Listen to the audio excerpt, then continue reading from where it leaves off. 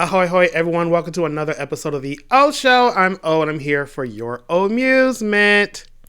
All right, you guys, so I know you saw the thumbnail. We're going to talk about a fun movie today. We're going to talk about 1990s Dick Tracy.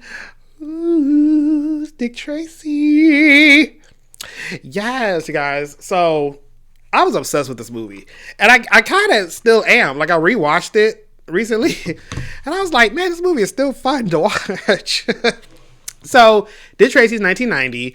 And I remember, and I've said this a lot. Like, I specifically remember what movies I had to suffer through this. But at the time, it was my third, fourth grade years. And our teacher it was either every Friday or every other Friday. And she was like, you know, we'll go in order of the students. So someone will bring in a movie in the last 2 hours or whatever. We'll watch the movie at the end of the day. And yeah, when this movie came out and everyone was able to buy it for their home watching pleasure, oh my God, so many people kept bringing Dick Tracy in. I don't know why the teacher didn't set limits to be like, you know, we just watched the movie like 2 weeks ago. Can we not?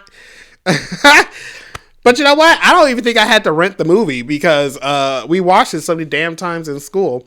But you know what? I enjoyed watching it each and every time.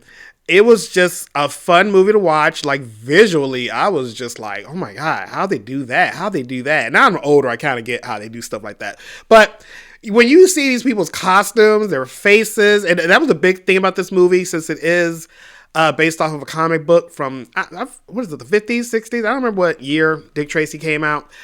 But the way they bring these characters to life is still, like, looking at it now, and at the time this movie was made, there's no CGI or anything. It's all practical effects, right? Makeup, prosthetics. So it's still just exciting to just look at. Over the years, one of the things I did learn about this movie is that it went through like production hell. Like, you hear about movies that like get greenlit in like a day, and then you have movies that were greenlit after like years. And I guess this falls into the category of years. Like 15, 20 years. So apparently they've been trying to make this movie. Just, you know, someone was like, hey, this comic would make a really good movie. And then eventually, when it fell into the hands of like Warren Beatty, it became like a passion project for him. But I don't know like all of the story, but I do know that this movie took a very long time to get done. And then when it was greenlit, there was another director attached, but I think they left. And anyway, long story short, Warren Beatty, with his fine ass, he ended up starring in the movie, he produced the movie, and he directed the movie. Okay, so he was a triple threat in this movie. So yeah, that's crazy. All right, so let's jump into the movie. So Dick Tracy takes place in 1938, right? Which is another reason why this movie kind of holds up today, because it's not dated with like pagers and things from the 80s and 90s. Like, it's 1938, so whatever happened then is what's happening then. Okay, so we see this little homeless boy, right, just all up into grown folks' business. And so he's snooping through this warehouse where he finds a whole bunch of mobsters kind of hanging out, right? This is when you start seeing like the faces and the costumes that people are wearing. So we have this one guy, apparently his name is Littleface. I don't think they actually say it in the movie. It's in the credits. But Littleface is this guy with this big, huge ass face, right? Which is really funny because even as a kid, you ever see like those really big, huge dudes and they have the nerve to be called tiny? Like, I knew someone like that, and then watching this movie I was like, okay, little face for real, which I guess he has a little face, has a big head, like whatever, but it's still funny to me. But anyway, these two dudes come in named Flat Top and Itchy, come in and just shoot the place up, right? So you have Flat Top, who's played by William Forsythe, right? And then Itchy is played by Ed O'Ross. And just looking at Flat Top's face, like, oh my God. And that head, come on now. Not only do they shoot up the mobsters, but then they shoot up this wall. Like, this wall was just minding its own business, right? So anyway, the kid kind of witnessed that and what have you.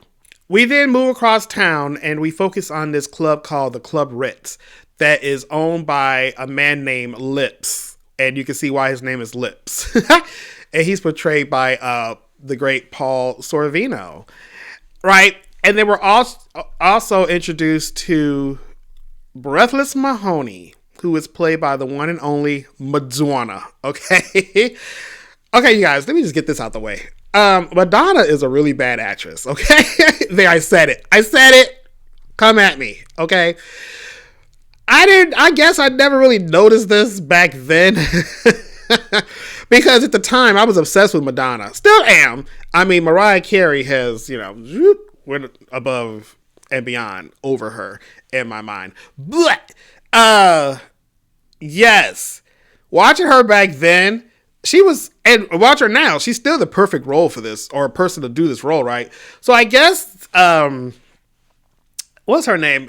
Kim Basinger was supposed to be in the running to play this character, and I can't think of the other person, but I think it was a couple of other women who were going to play this. But at the end of the day, like, Madonna was the best choice. Just the way she just portrayed this character is just the acting. I'm sorry, girl. I'm sorry. Also, you are dating the star producer and director, right? Because she and Warren were like a couple at the time. So I guess she was like, hello, like, put me in this movie. So he was like, okay, baby, whatever. So the Club Ritz gets raided, and they take Lips away, and they also kidnap Breathless too. And it just ends up being a setup, right? Because this guy who's like the big, huge main mob boss of the land, named Big Boy Caprice, he sent his goons to rough up Lips and also kill him, right? So they go to this warehouse, and he gets this cement drop on him, right? He's in a box, they pour it with cement, and then they drop it into the damn ocean, and Breathless witnesses it all, okay? And with Lips out the way, the club is now being owned by Big Boy, right? But then our star, Dick Tracy, hears about all this and brings in Flat Top Itchy and this other goon named Mumbles. And Mumbles is played by actor Dustin Hoffman. Pretty much, Dick Tracy has been trying to get Big Boy just locked up, like just period. Okay. So he's like, I'm gonna take this chance. I'm gonna try to interview these people. I'm gonna get some info from them, and we're gonna put Big Boy away. But especially when they're interviewing Mumbles, they don't get nothing from him. And y'all, I don't know if I knew this back then, but I remember maybe somewhere like late 90s I learned this. But the lady who's trying to type up everything during this interview, that is Kathy Bates, y'all. Isn't that awesome? What's that thing called? A stenographer. Stenographer. I think that's the word. All right, so next we're introduced to Tracy's girlfriend. What the hell is her name? Oh, her name is Tess Trueheart, right? And she's played by the actress Glenn Headley, right? So they're watching this. Every time like Tracy and Tess are together, they're doing stuff, and then Tracy ends up getting called away. So they're in one of those relationships. They're dating, but he's just always working, and she's like, all right, fine, go and do your job. Okay. So the kid from the beginning of the movie, he steals a watch, and Tracy follows this kid, right? And then we see that, again, he's homeless, but he's staying with this man, and Tracy thinks it's the dad, but it's not. He's just falling victim of petty crimes being given to him by this other homeless dude. So so Tracy ends up whooping his ass, and when he really finds out that the kid is like an orphan, he's like, well, you know what, eventually you need to go to the orphanage, but for the meantime, come with me, come stay with me, right? You got a name? Kid. Kid? Kid. What's the name your mother and father gave you? What mother and father? Who takes care of you? Who takes care of you? So this is when we really start learning information about the kid, who is played by actor Charlie Korsmo, I think that's his name. And we know him later from movies like Hook and something else. Wasn't he in, is this not the same kid from that movie, Can't Hardly Wait? Oh, I should do a review about that movie. That movie is so goofy. But anyway. The mob has taken over the streets. Crime is out of control. Who can stop this? Only Dick Tracy, master detective with legendary deductive powers, dedicated lawman known and feared by criminals everywhere. With the aid of his dependable right-hand man, Sam Ketchum, and the best in crime-fighting technology, Dick Tracy's gonna clean up the city his own way. Can Tracy and Ketchum do it alone? Find out next time. Dick Tracy! From Playmates. We get this crazy scene where Big Boy is having a meeting with all these bad guys, right? And he's trying to like unite them to like work with him in order to just run the city and get rid of Dick Tracy, right? But then there's this one guy, Spud something, who's played by James Caan. And there's a whole bunch of people in this movie. And so he refuses. He's like, I ain't got time for this shit, like whatever. And so he leaves the meeting, right? And Big Boy took offense to this. So this man gets into his car outside and it blows up. There's a car bomb in it. But like, even as a kid, I was like, well, when the hell they have time to put a bomb in this car? I always found that weird. Are there bombs in all the cars? So if someone says no, they're like, all right, click the button for that one. Also, what happens in this scene, and I used to notice this as a kid, I was like, that doesn't look right. But Warren Beatty opted to do his own stunts for most of the movie, if not all of the movie, but he definitely did this stunt. So he's on this building and he's trying to like catch up to this car before it drives away. So he hops from the building to this lamppost, right? But if you look carefully, he hits like his chin, like the bottom of his face, on this pole. And when you look at it, you're like, okay, well, that must have hurt the stunt man. And then we learn later it's not a stunt man, it's actually Warren. But yeah, he actually really did hit his like face on this thing. And I think production had to slow down for him to like heal, because that's craziness. Okay. He finished the stunt, but yeah. Oh my God. You know what's funny about this scene too? So I didn't know this because I think she must have had, I don't know if she had like more written parts or something, but anyway, if you look at this table, it's a whole bunch of dudes, right? But there's one woman in this group. They never say her name. I guess her name is like Texie or something, but she's played by Catherine O'Hara. But since they don't really focus on this lady a lot, I didn't realize that was Catherine O'Hara. So yeah, that's her, you guys, if you didn't know. She's literally just sitting there in this group of dudes. We get a scene where, like, since the kid is staying with Tracy and Tess, he's terrified of going to the orphanage. He does not want to go to this orphanage, right? So there's a scene where Big Boy's henchmen, Flat Top and Itchy, they come and they trick Tracy. They were like pretending to be this lady from the orphanage. And so the kid ends up like hopping out the window. And then when Tracy opens the door, he sees that he's been tricked. Okay. So they kidnap him. They take him to this basement of a building and they're trying to bribe him, but he's not going for it. So they're like, well, fuck you, Tracy. So they tie him up to the chair. They break this boiler to have this thing explode and kill Tracy. But since the kid had hopped out the window earlier, he tagged along on the back of the car. So he's there seeing all this. So then when the goons leave, he ends up saving Tracy's life.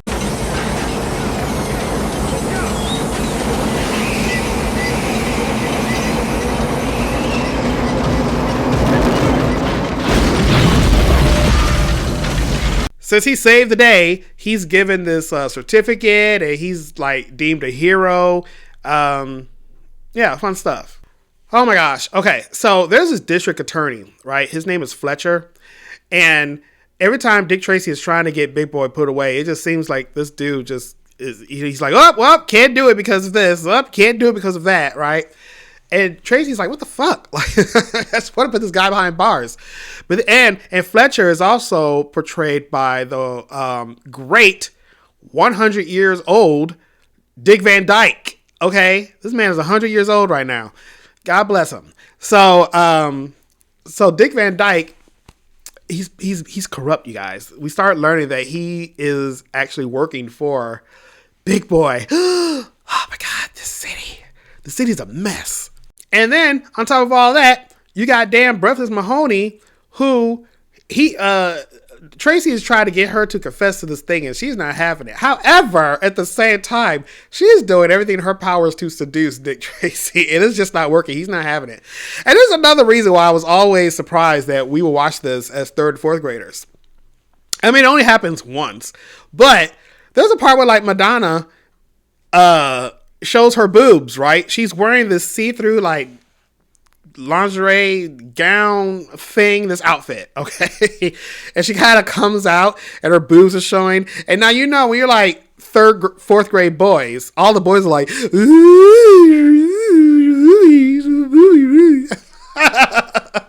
except me. I was like, if y'all don't put some respect on Madonna's name, like, stop shaming her. I really was. I was hanging out with the girls. But yeah, she tried to seduce him in the club. She came to his office and tried to seduce him. There's a part where she's trying to like, she kisses him, and then Tess and the kid come home from getting ice cream, and Tess kind of witnesses what's happening, and that damn Madonna. Tracy decides to get sneaky, so he does this raid on Club Ritz to, you know, rough up Big Boy a little bit, get him scared or what have you. But it's all a trick, because while all is happening with this raid downstairs, one of his dudes goes upstairs and puts a bug on top of the meeting room, right? So there's this room, I guess it's an attic. He drills a hole. He lowers down a microphone. So that way, every time Big Boy has a meeting, Dick Tracy is always going to be one step ahead of him, right? Clever. And that's what happens. Every time Big Boy has a meeting and tells people, like, we're going to do this, we're going to do that, we're going to rob this, we're going to blow up this, Dick Tracy is just always there, right? And Big Boy's like, what the fuck? How does this man know everything we're going to do? So what ends up happening is the fool upstairs who's listening and then telling Tracy, like, what the fuck is happening, I guess there was this roach crawling, and he goes, oh my God, a roach! And he spills his coffee. So the coffee then goes through the hole and drips down onto the table that Big Boy is sitting at. Holy shit! Did I not tell you who's playing Big Boy this whole time? Oh my God, I don't think I did. Y'all, Big Boy is played by Al Pacino. Okay? He's doing such a good job playing this role. Like, oh my God, it's crazy. Yeah, my bad. I totally forgot to tell you who the fuck is playing Big Boy this whole time. But yes, it is the one and only Al Pacino. Extra, extra, read all about it. One of Dick Tracy's junior detectives has witnessed the killer's Itchy and Flat Top leaving the scene of a crime. Luckily, he's got on the Dick Tracy two-way wristwatch, the best way to keep in touch with headquarters. The transmit button activates the voice monitoring light, and the built-in working watch keeps super accurate time. Will Dick Tracy get there, or will Itchy and Flat Top get away? Find out next time. Dick Tracy, Figures, Vehicles, and Watch each sold separately from Playmates. All right, so now that Tracy's plan is foiled because of this dummy spilling his coffee, Big Boy is like, okay, now we're going to do this thing at the Southside Warehouse, right? So now they're going to set up Tracy like, okay, we got your ass now. So, of course, Tracy gets called to the Southside Warehouse, and yeah, it's craziness. However, he is saved by this guy who we see has no face, right? We see this character earlier, and you're like, who the fuck is that? So, yes, there's a dude walking around. I think he has like holes for a nose so he can breathe. But, but other than that, he ain't got no face. He ain't got no eyes. He ain't got no mouth. What the fuck? Breathless finally gives in and says, you know what? I will testify against Big Boy, but you have to have sex with me. But Tracy's not going to betray Tess. So he's like, no. At one point, Tess had kind of separated herself from Tracy, but then she comes back, right? And when she comes back, she ends up getting kidnapped by the blank man. Okay. We get a scene where Tracy goes to a hotel to meet Fletcher. And actually, that was a trick because 88 Keys, who is the piano player at the Club Ritz, he ends up getting involved with everything. I mean, this man, you need to go sit down. Like, go play your damn piano, but he just wanted a piece of the action, apparently. So he's now in all this shit. He ends up killing Fletcher, and then I think Tracy gets drugged. Something happens where Tracy passes out. Does he get hit? I don't remember. But Tracy's knocked out, right? Fletcher's dead. 88 Keys sets him up and causes this whole commotion where people in the hotel are like, what's happening up there? And then they get the cops. And then, of course, when the cops show up, that's when Tracy wakes up and notices that he's holding a gun and Fletcher's dead. So now Dick Tracy is locked up behind bars. So now that Tracy's behind bars, which is so funny to me because Big Boy just goes crazy. It's like a crime wave around the city, right? And I was like, so he's just the only cop ever? Like, I don't understand. So that's happening with Tracy locked up. The kid gets sent to the orphanage after all. So that's happening.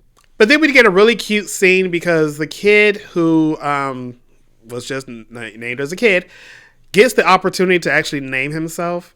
And then he selects the name Dick Tracy Jr. Aww. So he goes and visits Tracy behind bars. But then New Year's rolls around and Tracy ends up getting bailed out by his peers. Like, I don't understand why it took so long. Later on, they end up interrogating Mumbles again. And, you know, Mumbles, again, Dustin Hoffman, he's just like... But then Tracy got the idea of, like, they're recording him. He doesn't know at first. But then when he's like, oh, well, we got you on... We've been recording you. And Mumbles is laughing. He's like, okay, well, shit. You don't know what the hell I'm saying. And then Tracy ends up slowing down the recording. Big Boy did it. Big Boy did it. Big Boy did it. Big Boy did it.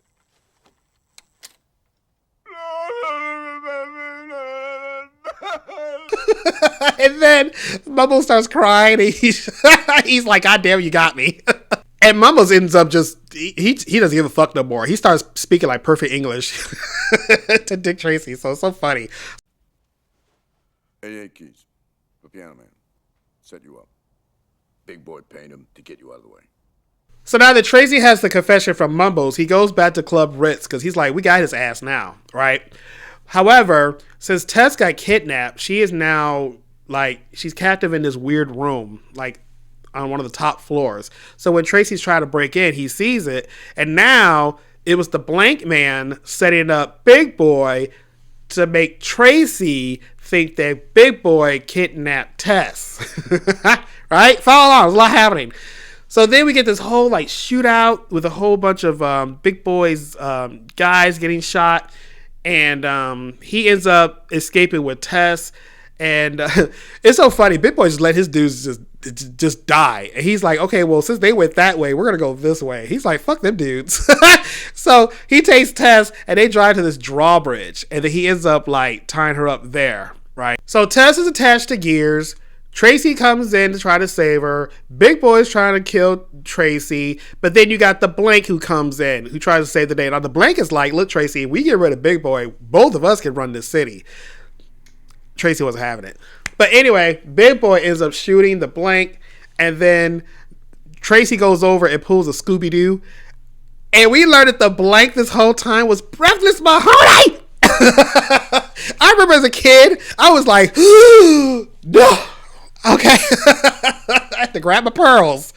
And before I even knew what grabbing the pearls was, I was like, oh, hell no. It was Breathless this whole time.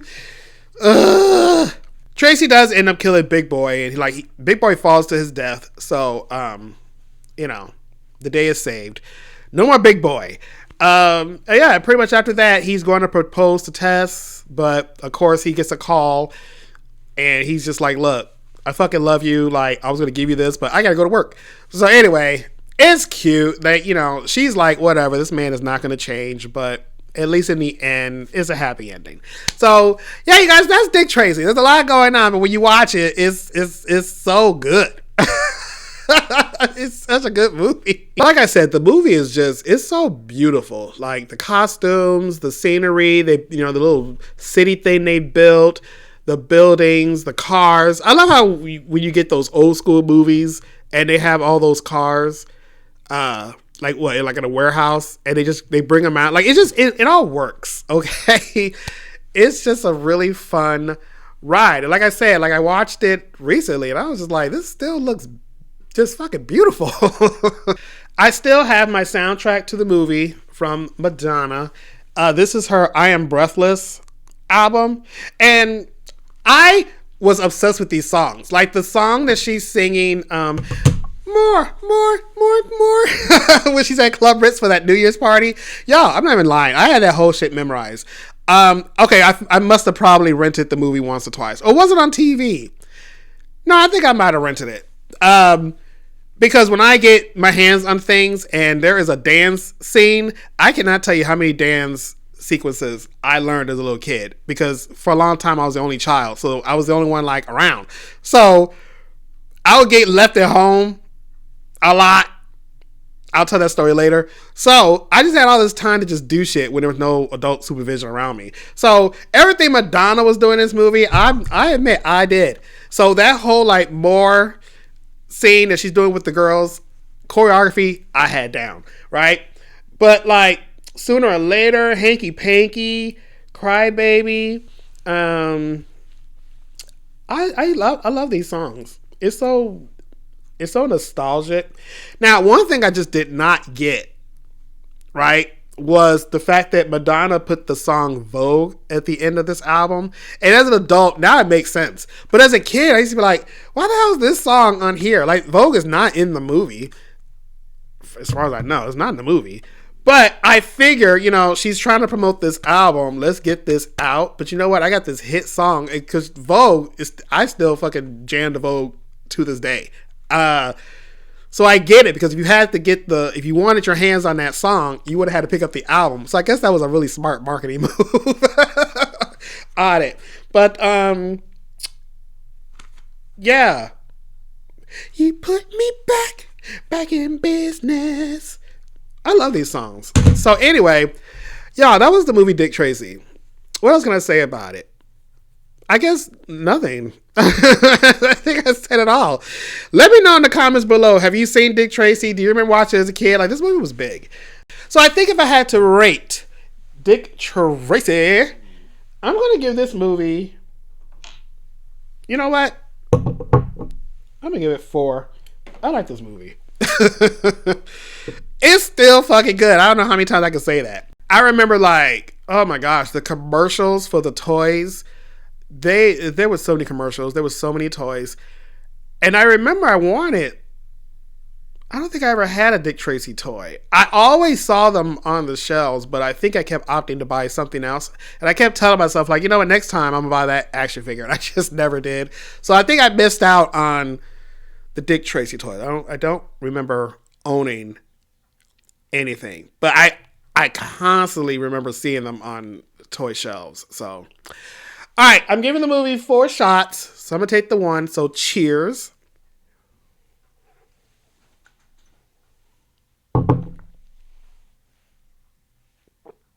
Okay, there we go. Bam. Wasn't there a video game based on this movie? Was there?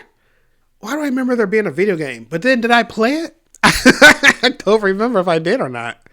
I don't know. However, I do remember, so I guess this movie kind of fell under Disney, right? Because there was a Roger Rabbit movie that played before this movie. I want to say it was a roller coaster one, right? So Roger Rabbit was kind of big at the time, and there was some movies that opened up with a Roger Rabbit cartoon. Like if I'm not mistaken, Honey, I Shrunk the Kids had the hospital one where baby Herman swallowed a bottle. Oh, no, a rattle, right? No, not that. What the hell? Right? He swallowed a rattle, and then he had to go to the hospital, and like Jessica Rabbit was playing a nurse. And so now this one, he ends up like on a roller coaster, I think. Oh, I'm going to have to look that up. I think I'm right. Something played before this movie. I'm gonna double check and make sure. Downtown holdup in progress. A police squad car is on the way with Dick Tracy himself at the wheel. Suddenly, Big Boy's getaway sedan speeds past them, going the other way. The police car turns in hot pursuit, and Tracy uses the siren to clear the streets of innocent citizens. Sure enough, it sounds like machine gun fire is coming from the getaway vehicle. How will Dick Tracy stop them now? Find out next time. Dick Tracy! From Playmates. Alright, guys, so Good episode. I hope you enjoyed it. Please like this video, subscribe to the channel if you haven't already, and I will see you all in the next episode. So until then, TTFN. That's not greed, no. No, indeed. That's just stocking the store. Give it to me!